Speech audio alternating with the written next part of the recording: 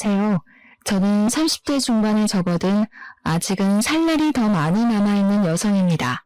저에게 몇 개월 전에 일어난 아주 기가 막힌 일이 있어서 한번 풀어보려 사연을 올려보게 되었습니다. 제 인생에 정말 큰 사건이기도 하고 황당한 일이기도 해서 어딘가에 속 시원하게 한번 털어놓고 싶었는데 이런 채널이 있을 줄이야 꿈에도 몰랐습니다. 제가 지금 또 과거의 일을 떠올리니 흥분한 상태이기도 해서 두서없이 내용이 이어질 수도 있기에 양해를 좀 부탁드리겠습니다. 그만큼 저에게는 제 인생의 가장 큰 굴곡이자 큰 사건이었거든요. 그럼 지금부터 제 인생의 가장 큰 사건 한번 시원하게 풀어보도록 하겠습니다. 저에게는 3살이 어린 여동생이 하나 있는데 제 동생에게는 청각장애가 있습니다. 소리를 듣는 세포 자체에 문제가 있어 태어났을 때부터 청각 쪽으로 장애가 있었고 꾸준히 치료와 훈련을 통해 말은 어눌하게 할 수 있는 정도입니다. 우리 아버지의 사업이 인도네시아 쪽에서 남부럽지 않게 먹고 살 만큼 굴러가고 있었던 덕에 그 비싼 치료를 꾸준히 받을 수 있었습니다. 그래서 제 동생에게 청각장애가 있다는 걸 태어났을 때부터 인지하고 언어 치료와 행동 치료 같은 훈련을 받을 수 있었습니다. 지금이야 언어 치료와 행동 치료가 꽤 많은 센터에서 운영 중이기도 하고 예약만 잘하면 어렵지 않게 받을 수 있는 치료이지만 제가 어린 시절에는 아니었습니다. 각고의 노력 끝에 선생님을 찾아 만나게 되었고 들리진 않지만 입모양을 보고도 대략적인 대화를 따라올 수 있을 만큼의 훈련을 하게 되었습니다. 저희 가족은 당연히 동생과 함께 수어를 배웠고 집에서는 수어를 통해서 이야기를 하고 있습니다. 기술의 발전으로 인공 와우 수술이라 하여 청각장애가 있는 친구들에게 소리를 듣게 하는 기계도 나와 있긴 하지만 우리 동생은 세포 자체의 문제라 소용이 없다고 하더군요. 몇 번이나 해외로도 국내로도 알아봤지만 수술이 불가하다 하여 가족들은 수어를 하거나 입모양을 크게 벌리며 동생이 알아볼 수 있게 말을 하는 버릇이 있습니다. 장애라는 게 사람의 마음을 파먹기도 하지만 우리 가족은 있는 그대로의 동생을 받아들이고 있고 서로를 잘 보살피며 화목하게 살고 있었습니다. 학창 시절에도 동생을 괴롭히는 아이들을 항상 혼내며 동생을 보살폈고요. 동생이 수업을 잘 따라갈 수 있도록 제가 옆에서 많이 도와주었습니다. 당연히 우리 자매의 우애가 돈독할 수밖에 없었습니다. 거기다가 동생이 청각장애가 있기 때문에 뒤에서 뒷말을 하는 못된 아이들도 많이 있었기에 저는 그런 동생을 위한 슈퍼우먼이 되어야 했습니다. 다행히 학교가 같은 재단에 있어 초중고를 동생과 같은 학교에서 보내긴 했지만 제가 대학생이 되어 먼저 대학에 진학을 하게 되면서 떨어지게 되었습니다. 동생이 고등학생이 되던 날 어찌나 마음이 떨리고 나 없이도 잘 버틸 수 있을지 걱정이 되던지 물가에 내놓은 아이 같은 마음이 들었더랬죠. 아무튼 제가 대학생이 되어 학교를 다니는 동안 우리 동생은 저 없는 학교에서 꽤 많은 상처를 받았다고 하더라고요. 청각장애가 있는 동생을 꾸준히 괴롭히던 아이들 때문에 동생은 학교는 겨우겨우 졸업을 했지만 사람을 만나는 것을 두려워하게 되었습니다.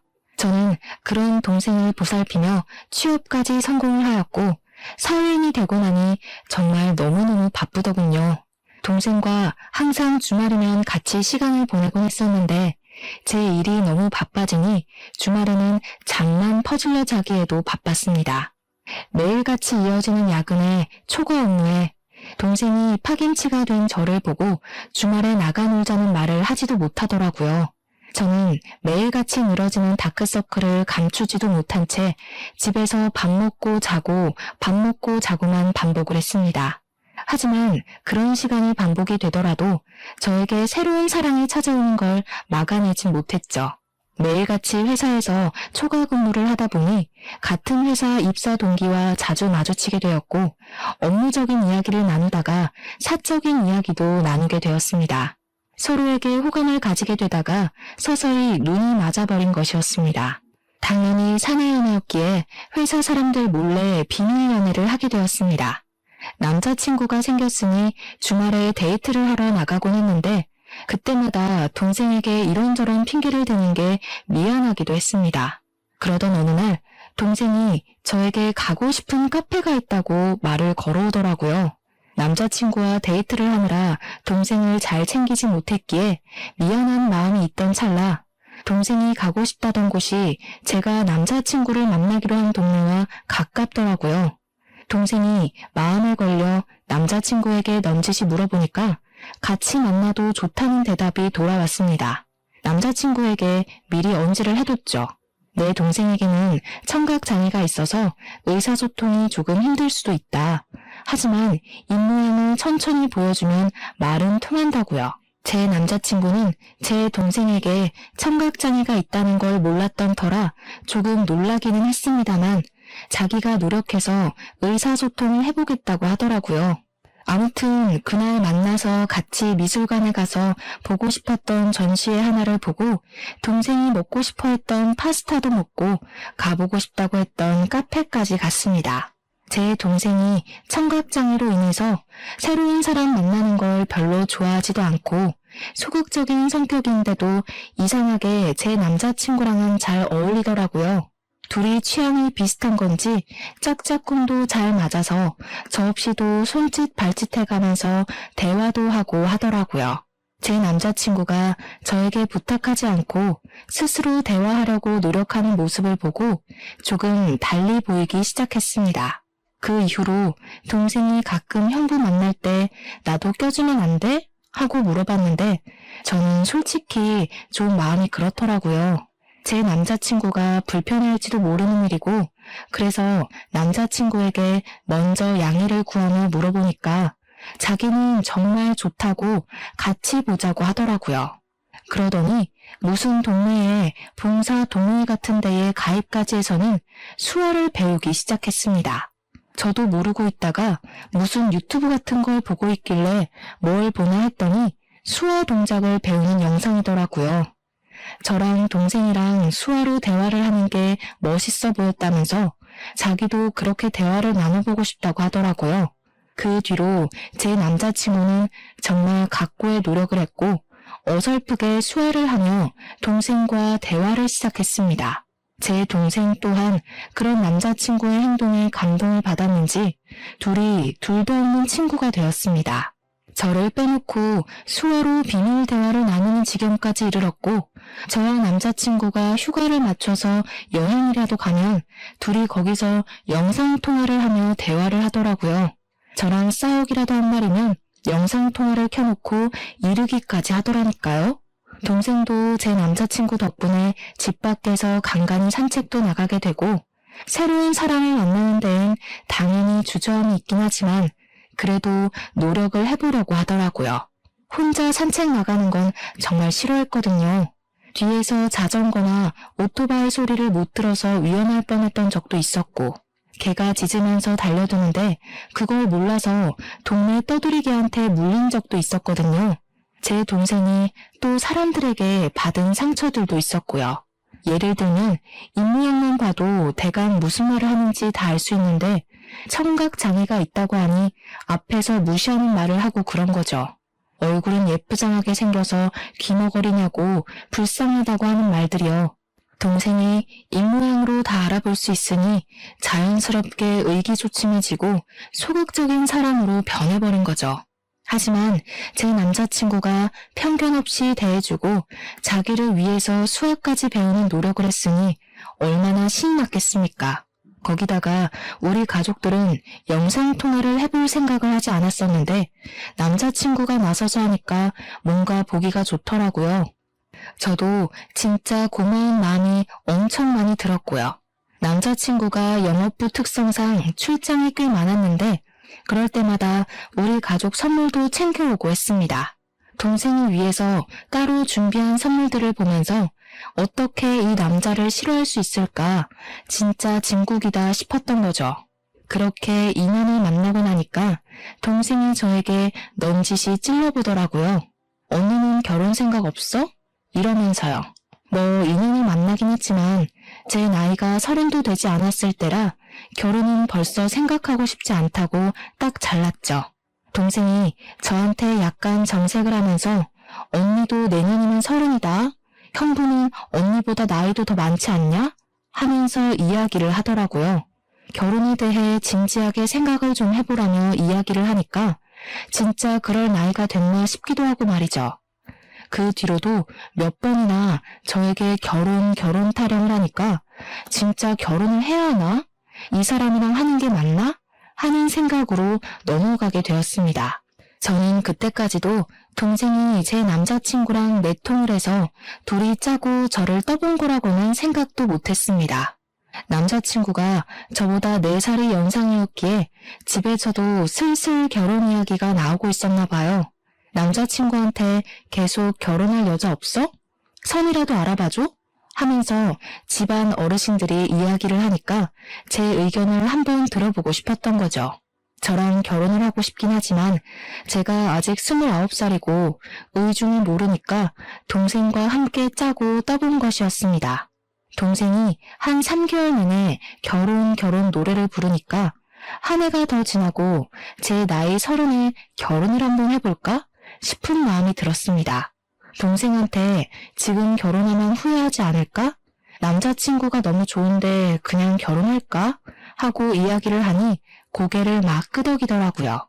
빠른 거 아니라고, 지금 결혼해도 후회하지 않을 거라고, 형부 너무 좋은 사람이라고 하면서요.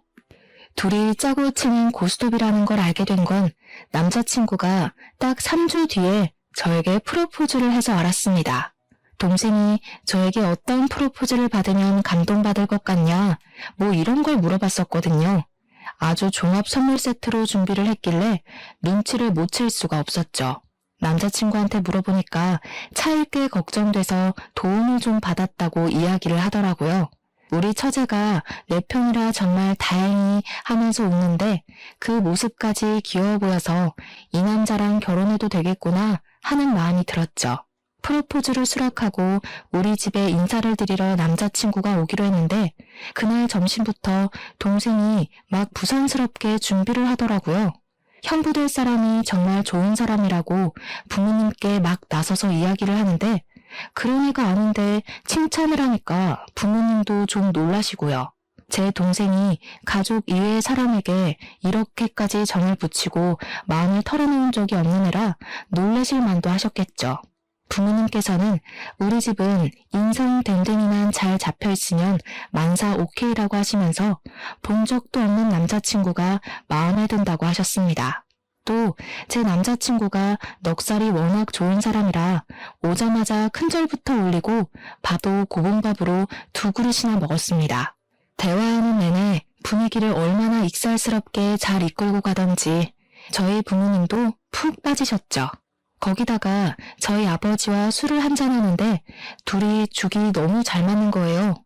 둘 다 만취해서 노래방 가자 하더니 정말 온 가족 다 끌고 노래방 가서 신명나게 놀았습니다. 제 동생은 들리지도 않는데도 혼자 탬버린 들고 춤까지 추더라니까요. 진짜 한 6개월치 웃을 거 그날 하루에 다 웃었다고 해도 과언이 아니었습니다. 아무튼 그날 우리 집에서 인사도 잘 드렸고 저도 예비시댁에 방문을 해서 인사를 드리기로 했는데 그제야 남자친구가 이야기를 털어놓더라고요. 사실 그동안 숨기려고 했던 건 아닌데 말하지 못한 게 있다면서 예비시댁의 집안 사정에 대해 이야기를 하기 시작했어요. 남자친구가 어릴 때 아버지께서 돌아가시고 집안의 가장 노릇을 쭉 해왔다고 하더라고요. 당연히 형편이 좋지 못해 대학도 못 갔고 바로 부사관으로 입대를 해서 군 생활을 하다가 27살에 전역을 했다고 하더군요. 할 줄 아는 게 없어서 2년 동안 각고의 노력 끝에 자격증들을 줄줄이 따게 되었다고 했습니다. 지금 회사에 입사를 하게 된 것도 고졸 전형으로 입사를 한 거라며 미리 말을 못해서 미안하다고 하는 겁니다. 아버지께서 돌아가실 때 빚을 좀 남겨놓고 가서 그 빚을 갚으라 여태 모아둔 돈이 별로 없다고 하면서요. 저는 솔직히 너무 놀랐죠. 거의 3년을 만났는데 그동안 그런 사정을 단 한 번도 비치지 않아서 몰랐거든요. 항상 깔끔하게 옷을 입고 다녔고 마음에 공허함이 있다거나 어딘가 부족하다 모자라다 하는 느낌이 전혀 없어서 짐작도 하지 못했었습니다. 그것도 결혼 직전에 와서 그런 이야기를 하니까 순간 마음이 흔들리는 건 어쩔 수가 없더라고요. 제 눈에 동공지진이 일어날까 제 손을 딱 잡으면서 이야기를 하더라고요. 자기가 15년 동안 빚을 갚았다고, 고등학교 2학년 때부터 아르바이트를 해서 돈을 벌었다고요. 생활력 하나는 남들과 비교도 할 수 없게 좋고 무슨 일이 있어도 절대 굶길 일 없을 거라고 했습니다. 빚도 다 갚았고 집안에 돈을 퍼줘야 하는 것도 절대 아니니까 걱정하지 말라고요. 단지 집으로 인사를 드리러 갈 텐데 집이 많이 낡아서 보이는 게 전부가 아니라는 말을 하고 싶었대요. 아버지께서 돌아가시기 전에 남겨주신 집이라 차마 처분도 못하고 그 낡은 데서 온 가족이 살았다고요. 가족들의 소중한 추억이 담겨있는 집이라 상속 포기도 하지 못하고 돈을 다 갚을 수밖에 없었다며 덧붙였습니다. 저희 집이 아무래도 넉넉한 집안이다 보니 돈이 없는 사람과 결혼한다는 게 고된 일이라는 생각은 별로 하지 못했어요. 그런 거 있잖아요. 어차피 내가 돈이 있으니 내가 더 준비하면 된다는 안일한 생각을 했다고나 할까요? 남자친구, 그러니까 예비신랑의 꾸준한 설득 끝에 예비시댁에 방문을 하기로 결정을 내렸습니다. 양손 무겁게 가라는 부모님의 말에 선물을 잔뜩 준비해서 예비시댁에 방문을 했는데 조금 놀랍긴 하더라고요. 벽지에는 곰팡이가 죄다 쓸어 있었고 문 경첩은 뜯어져 나가서 문이 덜렁덜렁 붙어있는 수준이었습니다. 현관문은 옛날 빌라처럼 철문으로 되어 있었는데 누가 발로 찬 건지 망치질을 한 건지 우글우글 찌그러져 있었고요. 제가 찌그러진 문을 바라보고 있으니까 예비 시모가 다가와서는 어휴 저걸 고친다는 걸 여태까지 까먹었다고 하시면서 멋쩍게 이야기를 하시더라고요. 예전에 빚쟁이들이 문 열라고 하도 발로 차서 저렇게 됐다고 웃으면서 이야기를 하시는데 저는 속으로 시겁했죠 뭐. 어떻게 발로 차면 문이 저 모양이 되나 싶을 정도로 찌그러져 있었거든요. 제가 방문을 하긴 했는데 시댁이 진짜 냉골이더라고요. 너무 추워서 팔에 소름이 쭉 돋을 정도였다고나 할까요? 제가 약간 으슬으슬해하니까 예비신랑이 예비신우한테 보일러를 좀 떼지 왜 이렇게 집이 춥냐고 한 소리를 했습니다. 그러니 예비신우가 눈을 살짝 흘기면서 돈 아껴야지 무슨 보일러니? 하면서 씻을 때나 잠깐 틀면 된다고 하시더라고요. 저보고 춥냐고 묻더니 집에서 입는 겉옷이 있다고 예비신랑이 군대에서 입었을 법한 깔깔이 같은 걸 하나 쓱 주시더라고요. 저는 집에서 입는 겉옷이 있다는 사실에 2번 놀랐죠. 거기다가 그 옷에서 나는 이상한 쩐내에 3번 놀랐습니다. 쿰쿰하고 뭔가 지린내 같은 쩐내가 나서 도저히 못 입겠다 싶어서 예비 시모에게 돌려드렸어요. 저녁이나 먹자고 하시길래 제가 뭐 도와드릴 건 없나 하고 기웃기웃하니까 예비 신랑이 앉아있으라고 하대요. 그 말에 예비 시모가 저한테 부잣집 아가씨라던데 그 손으로 뭘 하겠냐고 가만히 있는 게 돕는 거라고 하시더라고요. 그 말을 듣는데 약간 기분이 쎄한 것이 저를 별로 마음에 안 들어 하시나 싶기도 했습니다. 저녁밥이라고 대충 상을 차려주셨는데 물론 저희 집과는 가정환경 자체가 차이가 나니까 그럴 수 있다 생각은 하면서도 영 기분이 별로인 거예요. 치킨 볶음밥 같은 거랑 김치만 냅다 올려져 있는 상이었는데 예비 시모가 우리 집 김장김치가 정말 맛있다면서 밥 2공기 먹어도 된다고 하시더라고요. 제가 밥을 젓가락으로 뒤적거리다가 이거 치킨이에요? 하고 물어봤더니 예비 시모 하는 말이 어제 치킨 시켜 먹고 남은 걸로 볶았다고 하시더군요. 음식 남기는 거 벌 받는 거라면서 환경 보호해야 된다고 덧붙이시는데 제 얼굴이 다 빨개지더라고요. 물론 제가 상다리 부러질 만큼의 식사를 기대한 건 아니지만 남은 치킨으로 만든 볶음밥에 김장김치 덜렁 있는 건 아무리 생각해도 아니잖아요. 제 표정이 점점 굳으니까 예비신랑이 안절부절하는데 저는 그러면 제가 사온 고기라도 구워주실 줄 알았거든요. 근데 그 고기는 나중에 우리 딸 오면 구워 먹어야지 하면서 냉장실로 직행하더라고요. 도저히 입맛이 없어서 밥 한 술 뜨지도 않고 수저를 탁 내려놨습니다. 그러니 그제야 예비신랑이 예비시모한테 화를 내더라고요. 아니 엄마, 내가 어제 준비 좀 잘해달라고 10만 원 드렸잖아요. 그 돈으로 장도 보고 하시라고요. 어제 네 조카들 놀러 왔던 거 몰라서 그래? 걔네도 힘들게 사는데 내가 장이나 보고 그럼 되겠니? 네 조카들 필요한 거 사라고 내가 용돈 줬다. 예비 신랑이 아니 그 돈을 그렇게 쓰면 어떡하냐 하면서 이야기를 하는데 대뜸 저한테 화살이 돌아오더라고요. 예비 신우가 저를 딱 보면서 말을 이어가셨습니다.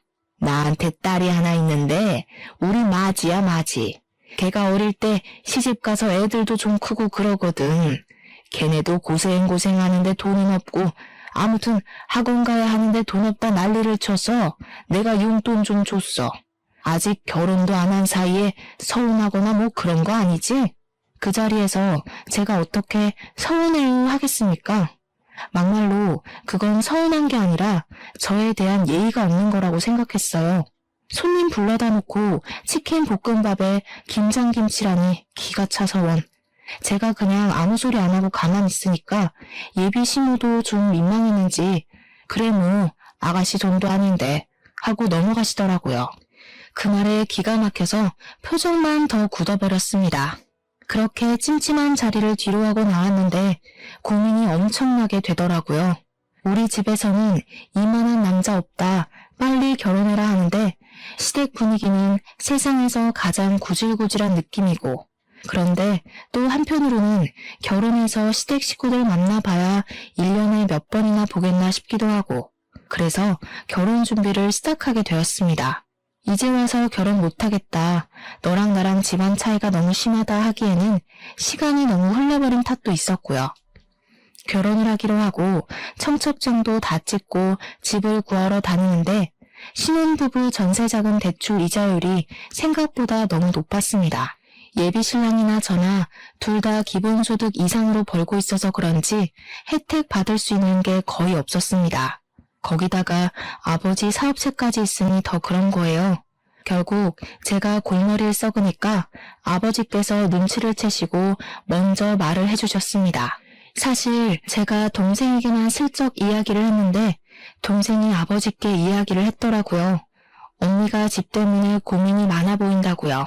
아버지께서 저한테 집을 해주시겠다고 그러니 너무 대출 받는 거에 신경 쓰지 말라고 해주셨습니다. 저야 너무나도 감사했죠. 제일 중요한 집 문제가 해결되고 나니까 알턴 일을 뺀 기분이었습니다. 집 대출만 안 받아도 솔직히 한 달 생활비에서 엄청난 차이를 보이니까요.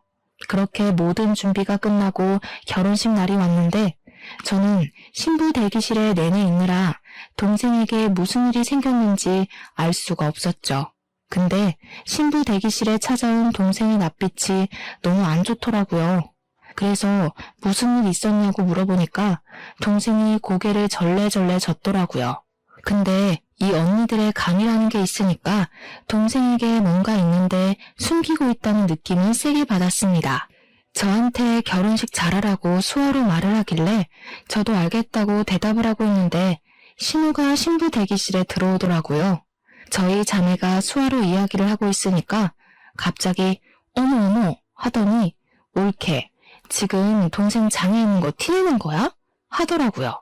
순간 내가 무슨 말을 들은 건지 싶어서 신우한테 지금 뭐라고 했냐고 되물었더니 인상을 팍팍 쓰더라고요.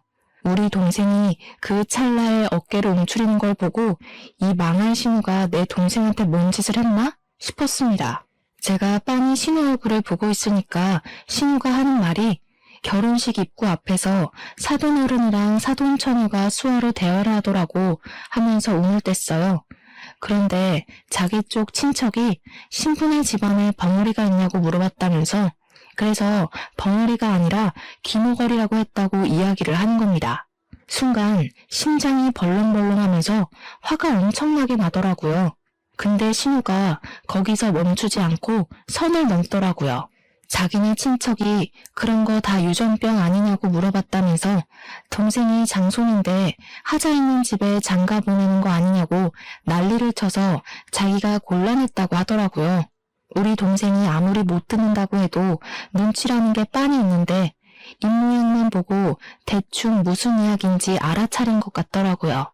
고개를 푹 숙이고 훌쩍거리는데 그 상황에서 열이 안 받을 언니가 어디 있겠습니까? 웨딩드레스를 입고 있다는 것도 까먹고 벌떡 일어나서 신우 머리채를 확 잡아버렸죠. 그러니까 도우미로 와주신 이모님이며 옆에 있던 제 친구들이며 놀래서 저랑 신우를 막 말리고 뜯어놨습니다. 제가 씩씩거리면서 머리가 다 헝클어진 신우를 향해 소리를 질렀습니다. 지금 그게 내 앞에서 할 말이에요? 유전병이 어쩌고 어째? 지금 말 다 했어? 결혼식장에 와서 축하해주기 바쁠 텐데 별 걱정을 다 하네 진짜. 나 기분 나빠서 결혼식 못하겠으니까 당장 가서 결혼식 취소됐다고 해요.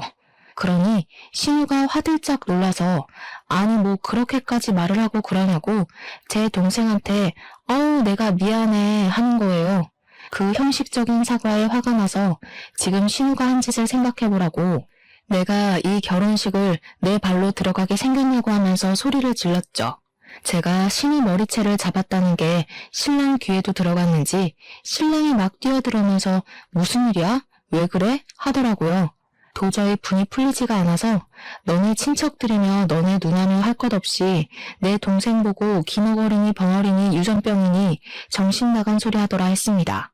내가 지금 이 말을 듣고도 결혼식장에 들어가는 게 맞겠냐고 나 결혼 안 하겠다고 하니까 신랑이 신우 째려보면서 누나 하더라고요.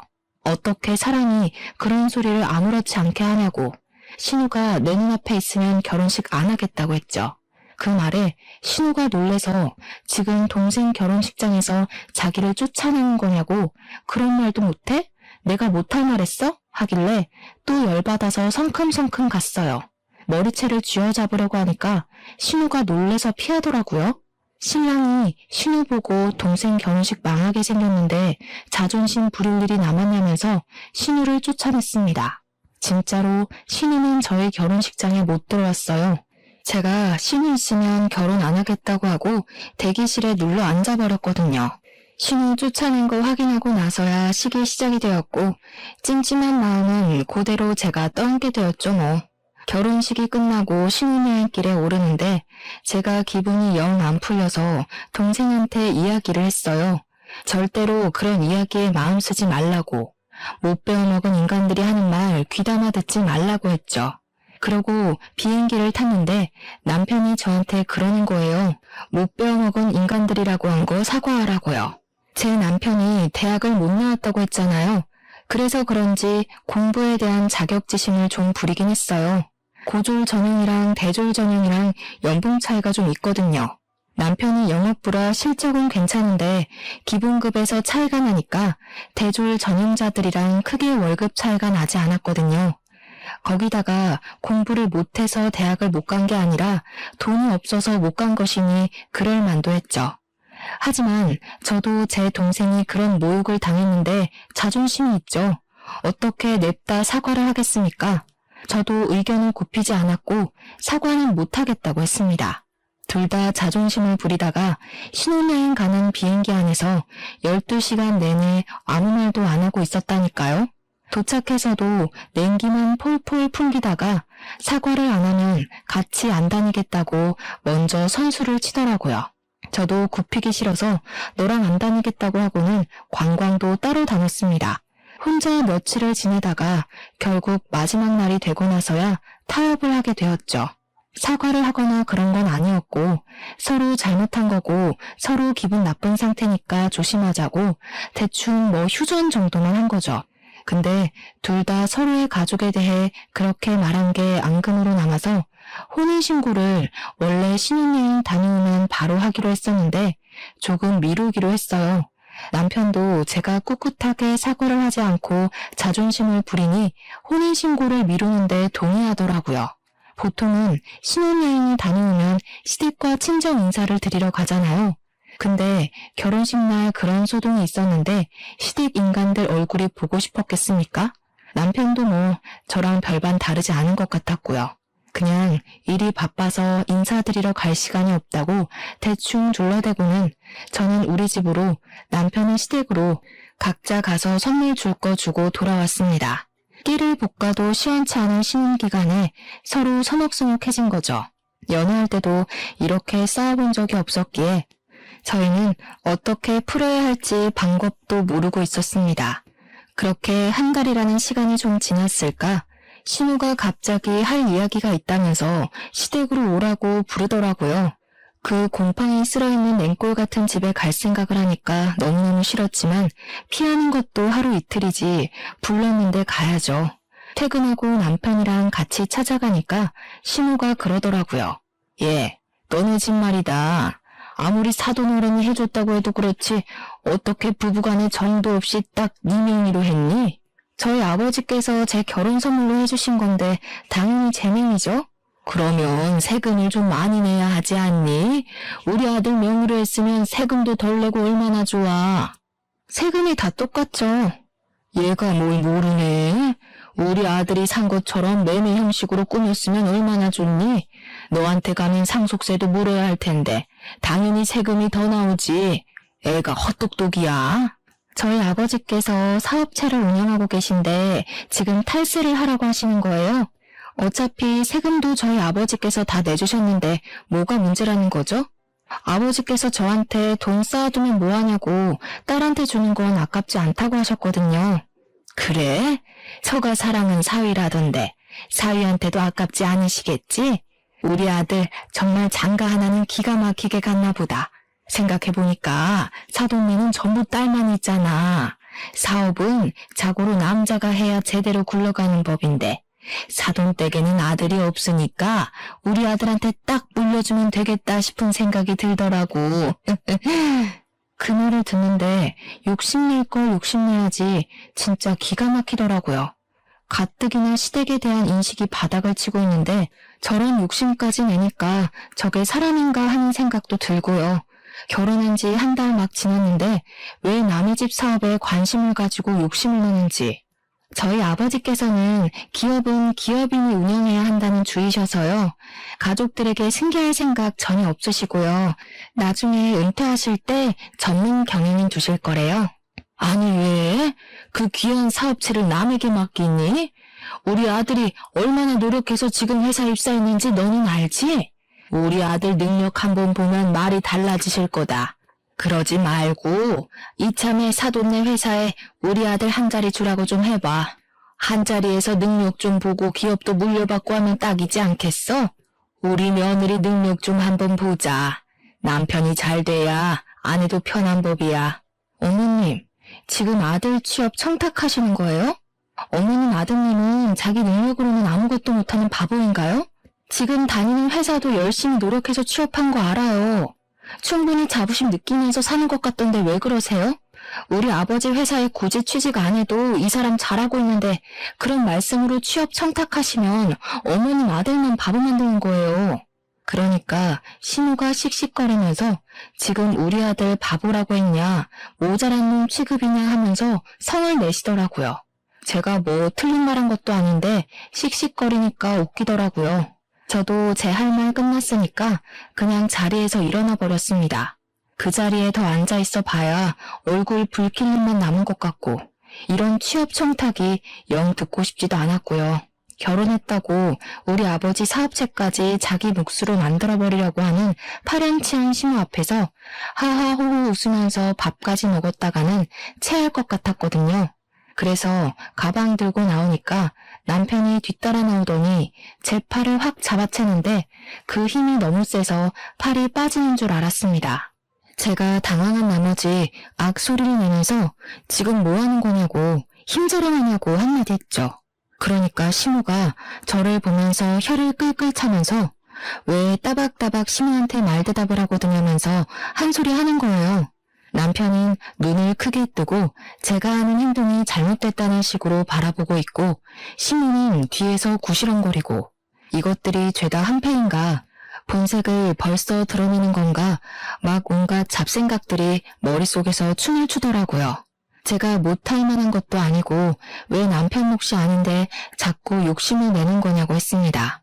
그러니까 남편이 하는 말이 자기가 욕심낸 것도 아니고 아들이 잘 됐으면 하는 부모의 마음인 걸 모르냐고 하더라고요. 제가 아무 소리 안 하니까 남편이 먼저 아 됐어 너랑 무슨 이야기를 하냐 하면서 말을 끝내더라고요. 지금 누가 할 소리를 하는 건지 연애할 때는 그런 내색 한 번 없더니 결혼하니까 돌변하는 게 무섭더라고요.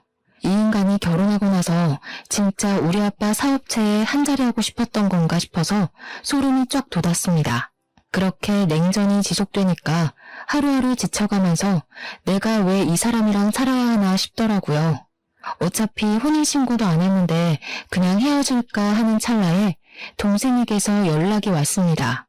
자기가 아버지 회사에 출근을 하게 됐다고. 형부 덕분에 기운도 차렸고 새로운 걸 해보고 싶은 마음에 컴퓨터 학원을 다니면서 워드 자격증을 땄대요. 정정당당하게 이력서 넣고 면접 보고 합격해서 출근하게 되었다고 하는데 마음이 다 뭉클하더라고요. 그런 와중에 남편이 저에게 화해 제스처를 보냈고 언제까지 이렇게 말없이 살 거냐고 숨이 막힌다고 하더라고요. 그러면서 서로 오해가 있는 걸 풀었으면 좋겠다고 주말에 같이 캠핑 카라반 같은 걸 예약했다고 거기나 놀러 가자고 하더라고요. 또 남편이 먼저 손을 내미니까 그러자 싶어서 주말에 마트에 가서 장을 보고 카라반에 가기로 했습니다. 원래 캠핑의 묘미는 고기를 구워 먹는 거니까 장을 보는데 남편이 고기를 무슨 2근을 사는 거예요. 둘이 먹을 건데 뭐 이렇게 많이 사는 거냐 하는데 소고기 먹을까? 하면서 한우 비싼 걸 잡더라고요. 원래 캠핑의 묘미는 삼겹의 목살이다 하면서 돼지고기로 골랐죠. 소고기는 숯불에 다 늘어붙거든요. 남편이 너무 과하게 사길래 말리다가 포기하고 장을 봐서 캠핑 카라반으로 갔는데 참나 거기 신우가 떡하니 와 있대요. 저 보자마자 장 많이 봐왔냐고 하는데 진짜 욕이 나오더라고요. 화해 제스처는 개뿔, 신우 식구들 먹일 장만 잔뜩 봐서 강꼴이 된 거죠. 진짜 떨떠름하게 바비큐 준비해서 술까지 차리고 고기를 굽기 시작했는데 제가 아무것도 안 하고 가만히 있었어요. 원래 캠핑 같은 데 가면 남편이 고기 굽잖아요. 제가 상까지 차렸는데 고기까지 구워야 하나 싶었던 거죠. 근데 그걸 보더니 신우가 저한테 공주님이 따로 없다고 비꼬대요. 일부러 못 들은 척하고 무시했죠. 그러니까 신우가 뭐라는 줄 아세요? 그쪽 집안 귀머거리인 거 내가 유전이랬지? 혹시 우리 올케도 내 말이 안 들리나? 그 말을 참고 넘어갈 사람이 과연 몇이나 될까요? 당연히 저도 참지 않았습니다. 결혼식 날 머리 뜯긴 게 부족했나 봐요. 그 주둥아리로 지금 뭐라고 하신 거예요? 뭐? 주둥아리? 제정신이냐? 너 우리 누나한테 그게 무슨 말버릇이야? 올케, 집 좀 산다고 내 동생 너무 무시하는 거 아니야? 고기는 여자가 구워야지. 그리고 소고기도 아니고 삼겹살이 뭐니? 격 떨어지게. 그런데 더 짜증나는 건 심해부였어요. 옆에서 살살 부추기면서 하는 말이 장모님이 그러던데 취업시켜달라던 건 무시하고 귀머거리 동생만 취직했다며? 하면서 자기도 이직하고 싶다는 겁니다. 만년 과장으로 살 수는 없고 어디 이사나 전무자리 좋은 데 있으면 자기랑 저희 남편 취업 좀 시켜달라고요. 열이 뻗쳐서 말로 싸우기를 포기하고 사왔던 돼지고기 2근을 전부 심해부 신우 남편의 얼굴을 향해 던졌습니다. 다들 생고기를 처맞고 깍깍거리는데 저도 씩씩거리면서 할 말 다 했죠. 아줌마는 여자 아니야? 시자 붙었다고 시킬 생각만 하네. 그러지 말고 손수 모범은 좀 보이던가. 그리고 전무나 이사? 아저씨가 할 줄 아는 게 뭐가 있다고 그 자리를 달래? 우리 아빠 회사가 무슨 구멍가게인 줄 알아? 능력이 있어야 뭘 시켜주든지 말든지 하지. 취업 청탁은 누가 하는 건데 지금 누구 보고. 내 동생은 당당하게 이력서 넣고 합격한 거거든? 진짜 살다 이런 개차반의 무식한 인간들 처음 본다. 그러니 남편이 뭐? 무식? 내가 그런 소리 하지 말랬지? 하면서 달려들더라고요. 야, 돈 없어서 대학을 못 갔다고? 웃기지 마. 장학금도 있고 학자금 대출도 있는데 뭔 핑계야. 그냥 네 성적에 그저 그런 대학 가야 하니까 핑계대고 부사관 간 거겠지. 그리고 그 고기 잘 씻어서 먹으면 되지 않겠어? 가족들끼리 두런두런 좋은 시간 보내고 우리는 여기서 갈라섭시다. 혼인신고도 안 했겠다. 집도 4명이겠다. 혼수도 내가 해왔겠다. 몸만 나가면 되지? 옷까지 몇 개 있는 거 그건 택배로 보내둘게. 착불로. 남편이 뒤에서 부들부들 떨면서 진짜 가면 이혼이야 하는데 저는 이미 갈라서기로 결심했는걸요. 그대로 운전해서 신혼집 비밀번호부터 바꿔버리고 대충 짐 싸서 친정으로 도망을 왔습니다. 친정 부모님이 놀라시긴 했지만 제가 차근차근 모든 일을 이야기하니까 아무 소리 하지 않고 잘 왔다고 해주셨어요. 그 와중에도 카라반에서 1박을 하고 온 건지 다음날 집 비밀번호 뭐냐고 난리치는 거 내 집에 자꾸 들어가려고 하면 가택 침입으로 고소하겠다고 했습니다. 친정집에서 출퇴근을 하는데 같은 회사를 다니고 있으니까 회사에서도 계속 찾아와서 난리를 치더라고요. 한 열흘 지나니까 저도 스트레스를 받고 아버지께서 저한테 그러지 말고 아버지 회사에 들어오는 게 어떠냐고 하셨습니다. 회사에 바로 사표 던지고 아버지 회사에 낙하산으로 들어가기로 했죠.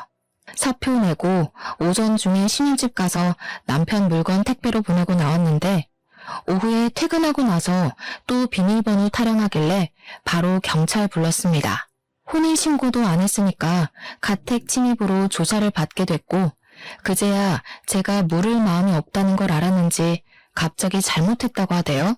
소 잃고 외양간 고치는 것도 아니고 저는 이미 결심이 섰기 때문에 싹 무시했습니다. 며칠이 더 지나자 이번에는 시모가 재산 분할을 해달라고 연락이 온 거예요. 어디서 뭘 찾아본 건지 재산 분할은 귀책 배우자 상관없이 하는 거라고 당당하게 말하길래 저도 이야기해줬죠. 변호사한테 물어보라고. 고작 5달 살았는데 무슨 재산 분할을 해주냐고요. 거기다가 아직 혼인신고도 안 했는데 재산 분할할 대상도 아니라고 하니까 시모도 변호사한테 물어봤나 봐요. 어디 법률사무소에 가도 똑같은 소리를 하니까 저한테 위자료 1,000만 원만 주면 안 되겠냐고 하더라고요. 위자료는 지금 누가 받아야 하는데 그딴 소리를 하냐고 꺼지라고 해줬죠. 회사도 그만뒀겠다. 신혼집도 꽁꽁 닫아버렸겠다. 남편이 아무리 뻔뻔해도 친정집 와서 난동은 못 부리더라고요. 아버지께서는 시간이 지나면 다 잠잠해질 거라고 하시면서 저를 위로해 주셨습니다. 덕분에 아침마다 아버지랑 동생 손잡고 같이 회사 출근하고 있어요. 이혼을 할 것도 없는 제 짧은 동거 생활 5개월을 이렇게 청산하고 벌써 3개월이라는 시간이 더 흘렀습니다. 아직까지도 가끔은 야밤에 자니? 하면서 문자가 오긴 하는데 나중에 스토커 짓이라도 하면 고소하려고 증거로 남겨주고 있습니다. 전 회사에서도 수근수근 거린다는데 언제까지 붙어있나 두고 보려고요. 저는 아버지 회사에서 출퇴근 잘하면서 동생과 같이 주말에 놀러도 가고 시간을 잘 보내고 있답니다. 남자라면 치가 떨리지만 그래도 가족들은 좋은 사람 만나서 재혼하길 바라는 듯 하시네요. 그건 시간을 두고 천천히 생각해보면 되겠죠? 앞으로는 겉과 속이 다른 사람은 피하고 싶어요, 정말. 아주 짧은 결혼 생활이었지만 비혼도 나쁘지 않은 선택이라는 결심에 힘을 실어준 시간이었습니다. 여러분들도 현명한 결혼 준비 혹은 비혼 준비하시길 바라면서 제 이야기는 여기서 마치도록 하겠습니다.